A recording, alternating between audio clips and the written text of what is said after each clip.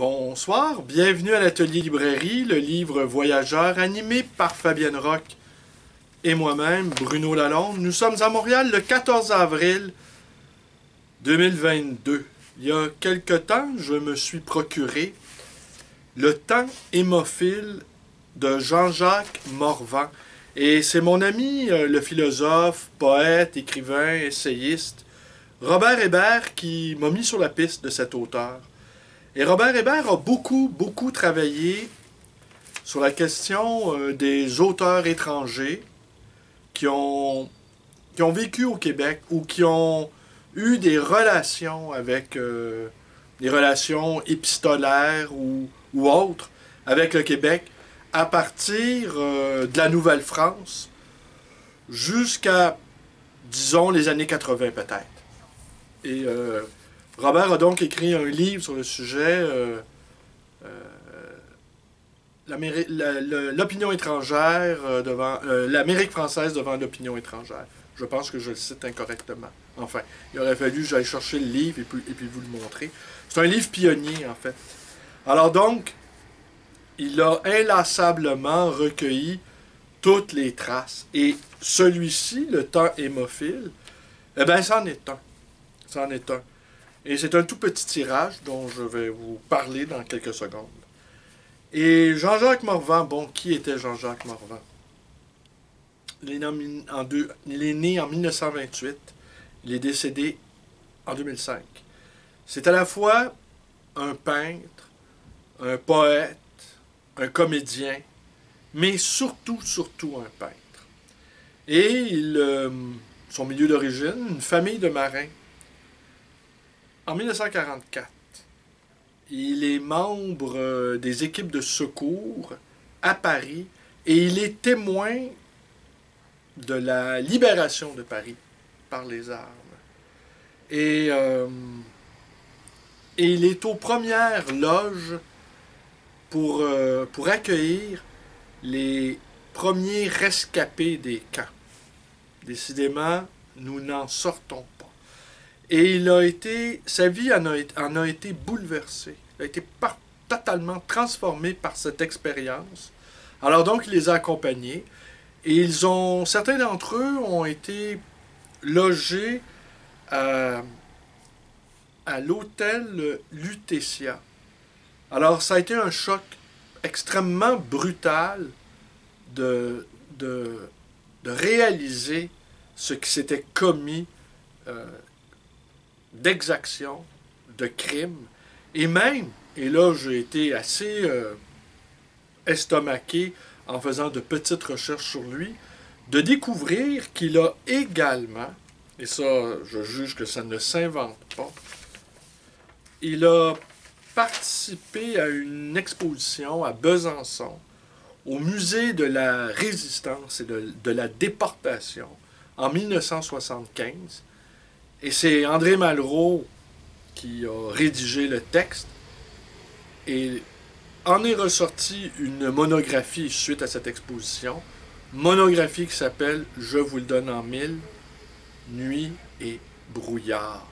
Alors vous imaginez donc, dans cette séquence lazaréenne, tout à coup, Jean Quérol apparaît. Honnêtement, je ne m'attendais pas à ça aujourd'hui. Ce qu'on sait aussi sur lui, donc, c'est qu'il était ami avec René Char et par l'intermédiaire de René Char, il est entré en contact avec Albert Camus et de là est née sa participation à la revue Témoin. Plusieurs de ses recueils de poésie ont été publiés chez Chambellan, Robert Morel et également Jacques Brémond. Mais il disait dans une très courte vidéo qu'on peut retrouver sur YouTube que pour lui, passer 3 heures à écrire, c'était bien suffisant, c'était bien largement, mais qu'il pouvait écrire, il pouvait peindre, dis-je, pendant 15 heures sans discontinuer et de peindre jusqu'à temps qu'il tombe de fatigue. Mais passer 3 heures à écrire, ça, c'était bien suffisant pour lui. Il dit toujours dans cette courte vidéo que la couleur ne traîne pas avec elle, ne traîne pas derrière elle une histoire. Alors la couleur est, au fond, la couleur, elle est toujours présente, elle est toujours vive. Elle ne rabâche pas, elle ne macère pas. Elle s'offre en toute insolence, en toute impunité au regard. La couleur, au fond, nous apporte, nous emporte. J'ai présumé, à tort, je ne sais trop, qu'il a été ami avec Bernard Clavel. Parce que j'ai l'impression que il y a eu un intercesseur. Alors, peut-être est-ce Bernard Clavel, je ne sais pas. C'est à vérifier, mais j'ai eu cette intuition-là. Il a, en tant que peintre, a participé, on lui a consacré quelques expositions, dont une très importante au, au Musée de Québec en mai 1969. Et entre autres, on peut retrouver, je l'ai déjà eu entre les mains, mais je n'y ai pas prêté attention, la monographie qui lui a été consacrée suite à cette exposition. Alors, qu'est-ce qu'on retrouve dans ce temps hémophile, ce temps qui se répand, ce temps comme une blessure qui n'arrive pas à être cautérisée? C'est simplement, en fait, c'est, je vais vous le dire, à l'instant, attendez. C'est le journal d'un hiver canadien, novembre 1968, juillet 1969, donc dans cet élan d'exposition. Et il a passé près d'un an au Québec. Et je vais vous lire tout de suite un poème qui m'a...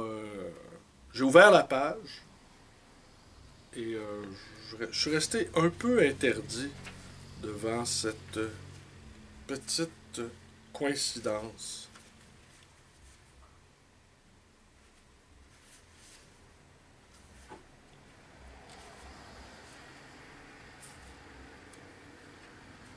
Attendez, je ne retrouve pas.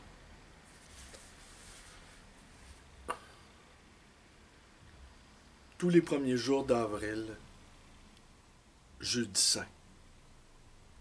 L'île d'Orléans sous un soleil finissant. Beauté paresseuse des choses encore hibernées. Neige, arbres, maisons endormies. Mais le fleuve a déjà des bruits de vaisselle brisée. Des tourbillons où les bleus profonds, les noirs, les verts glacés se livrent à un combat dérisoire. Et le vent froid encore. Mais une tendresse sur les choses déjà s'installe. Et l'île d'Orléans, comme une femme heureuse, laisse échapper ses premiers cris d'oiseaux. Les barques, ramenées, sortent de leur linceul, et les couleurs crues contestent déjà. Hiver, touché à mort. Hiver, je te dois. Il nous dit aussi la façon dont ce recueil de poésie est construit. Ça commence, c'est un ordre chronologique, ça commence au mois de novembre. Alors les toutes premières neiges font leur apparition. L'hiver s'installe de manière qui pourrait nous sembler définitive, tant l'hiver est totalitaire ici, dans nos contrées. Et il voit donc du blanc partout. Et dans cet étalement de blanc, il voit la possibilité d'une multitude de toiles à peindre. Il a le désir de voir apparaître sous la croûte de neige, il a le désir de voir jaillir un bouquet de couleurs. Alors même si c'est l'hiver qui prend toute la place, eh bien il y a sous la glace un, un air de Provence. Et, euh, et même ces blancs qui s'étendent à l'infini sont également une promesse de réalisation. Le peintre imagine l'hiver comme un vaste atelier où il pourra écraser ses tubes, faire jaillir les soleils sur sa palette. Au fond, il sait que l'hiver, on ne se mesure pas avec lui, mais il peint avec l'hiver. Et apparaît cette haute figure de la peinture québécoise, Jean-Paul Lemieux. Il le salue en passant, il salue Jean-Paul Lemieux. Et plus loin dans un poème, il va en profiter aussi également pour dire sa détestation de, d'une certaine hypocrisie, d'une certaine, comment dirais-je, il en a, il cite le mot d'Hélène Parmelin, il en a contre les anartistes, des gens qui ne prennent pas au sérieux, qui n'ont pas la vocation, qui jouent aux artistes, qui singent les artistes, qui font la pause. Et lui, je pense, sans doute traumatisé par les découvertes terribles qu'il a faites au lendemain de la guerre, où il a constaté que la figure humaine et les paysages même avaient été engloutis dans l'abstraction et dans le calcul meurtrier. Abstraction qui a connu son acmé, sa sinistre apothéose dans la mise en branle des camps et son dévoilement aux yeux de tous. On ressent également, je vais vous lire un ou deux poèmes très brièvement ce soir, on ressent, il y a un passage également aussi, où il prend conscience de l'aliénation du, du peuple québécois, qui venait d'être tout juste, qui venait à ce moment-là de se trouver cette nouvelle appellation de peuple québécois. Alors il la ressent, cette humiliation que ressentait le peuple québécois. Aujourd'hui, visiblement, nous avons tout oublié. Et je ne sais pas si se croire affranchi des souffrances du passé nous libère vraiment. J'aimerais le croire. J'en suis pas sûr. Et, euh, et voilà. Et voilà pour cette très courte présentation de Jean-Jacques Morvan, Le temps hémophile. Et notre exemplaire, alors ça a été publié chez Desvart Éditeur. On y trouve une petite image à l'intérieur. Et ça a été tiré à 33 exemplaires. Ici, c'est le numéro 188. Et ça a été le destinataire est André Payette. André Payette, qui a été un journaliste très important en son temps. Et on se rappellera également aussi, il a été le mari de Lise Payette. Alors, personnage important de l'histoire du Québec, de l'histoire moderne du Québec. Et Lise Payette, voilà. Alors, on peut. Alors, j'ai imaginé que Bernard Clavel était là. J'imaginais toute cette petite communauté de Français découvrant à nouveau, redécouvrant à nouveau le, le Québec. Et si vous vous rappelez, l'année dernière, j'ai consacré quelques vidéos à Robert Marteau. Il y avait une description, en tout cas, entre autres, qui faisait du fleuve, qui était absolument magnifique, ça. Ce qui faisait dire, hein, je me répète, bon, c'est pas grave, que Michel Serres disait qu'on met 1000 ans à habiter un fleuve. Alors on entend aussi Pierre Perrault, qui n'est pas loin.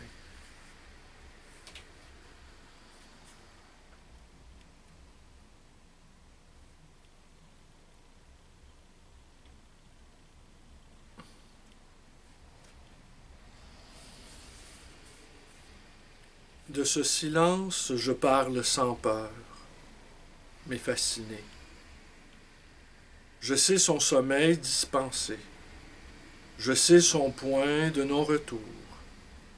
Et comme pour l'enfant, c'est la plus belle étoile de l'arbre paré. Rêver que naissent viables les rêves impossibles. C'est cela aussi l'hiver en ce pays d'ici. Des mesures sans fioriture, sans âme slavée. L'homme vraiment perdu écorche les montagnes les plus vieilles du monde, à la recherche de quelle mémoire?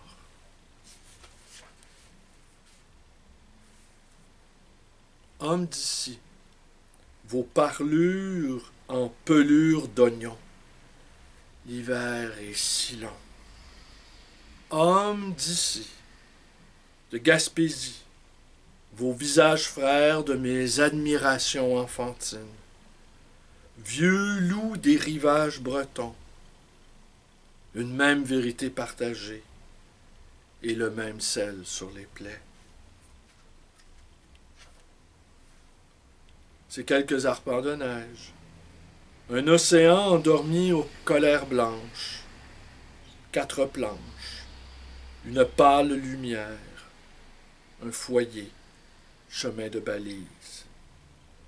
Phare de la côte nord, de Gaspésie, du Saguenay, de la Manicouagan, avant le viol.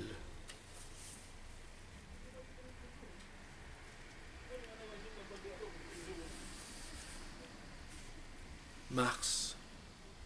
Son soleil pâle sur Dorval.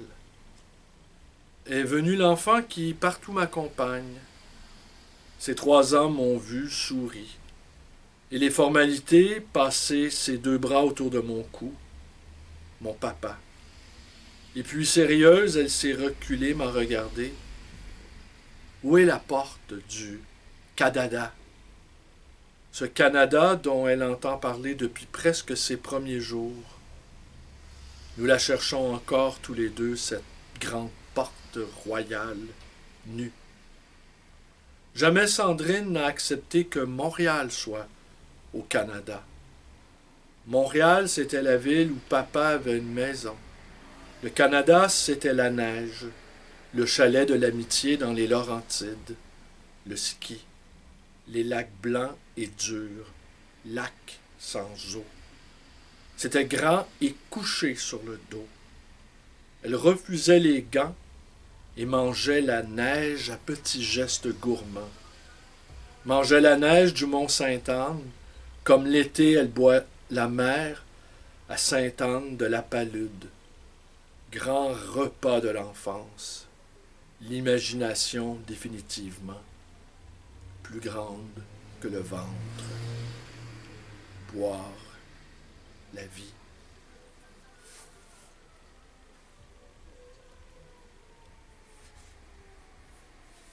Québec. Bec d'oiseau enfoncé dans l'Amérique du Nord, comme gaffe dans un corps noyé.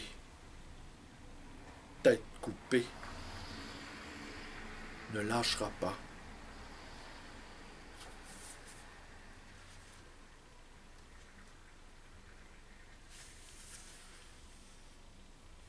N'enterrez pas vos fleuves et gardez longtemps ces chemins défoncés qui ne mènent nulle part.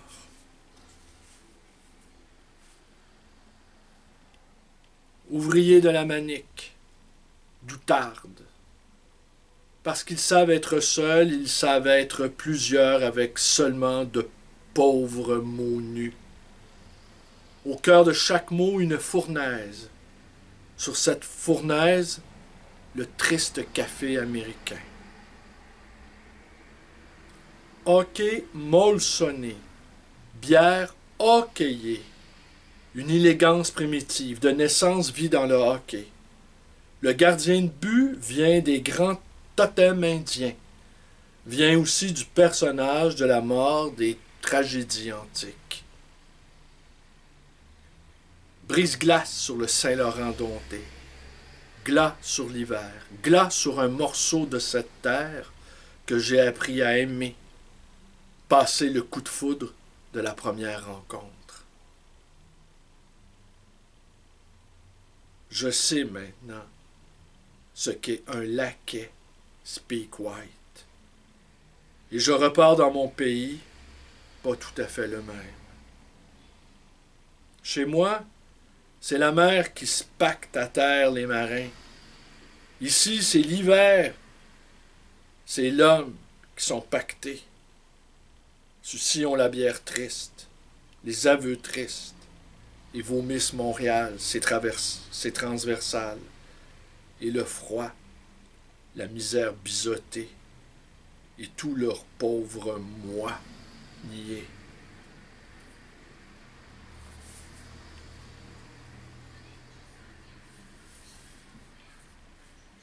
Mai 40, j'ai vu la France forcée se mettre à genoux. Mai 69, on force une vieille dame. Elle est si émouvante sous ses kilos de cold cream, embijoutée, parée, folle de chaillots du ciel, grande dame, c'est demain la petite vertu. Alors voilà, j'ai appris à découvrir avec vous ce, ce poète, ce peintre, Jean-Jacques Morvan. Comme vous, j'ai été saisi par cette sinistre coïncidence de nuit et brouillard. Décidément, je m'enfonce dans le thème.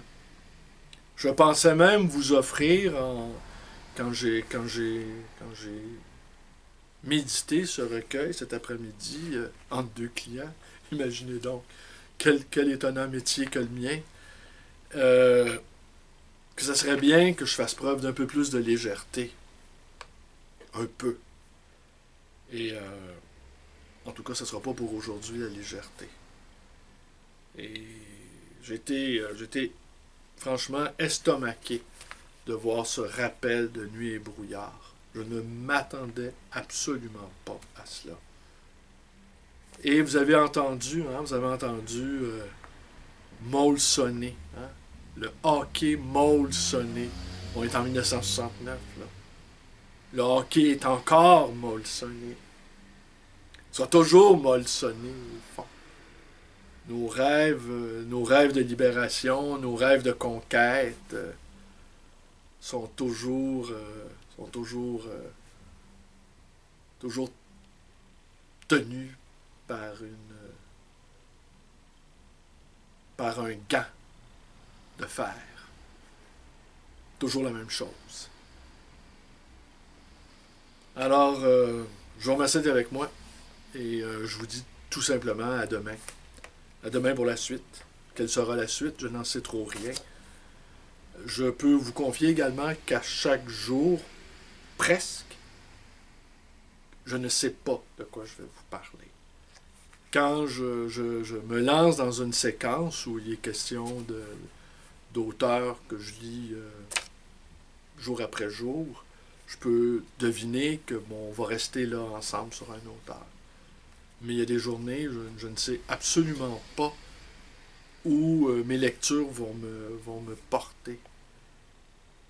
Et je pense également qu'il faut voir mes prestations vidéo comme une sorte de performance d'art contemporain.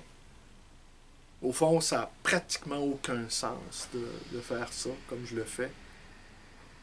Et c'est peut-être ça qui donne un sens à l'affaire, c'est que ça n'a aucun sens. Et je sais que vous êtes quelques-uns, je vous en remercie, hein, qui écoutez mes petites prestations.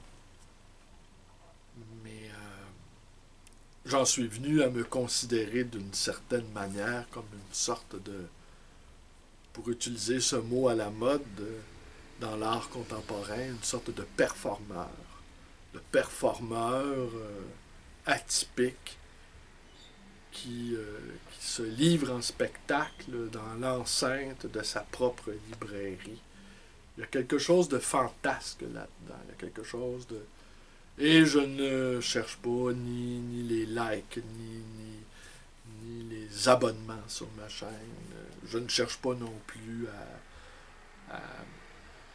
je dirais même, je ne cherche même pas à me faire connaître. Je cherche peut-être, cependant, à me faire reconnaître des amoureux, des amoureux de la chose écrite, des amoureux de la parole vive, des amoureux de ceux qui tentent de donner un sens à cette existence qui nous est souvent si difficile.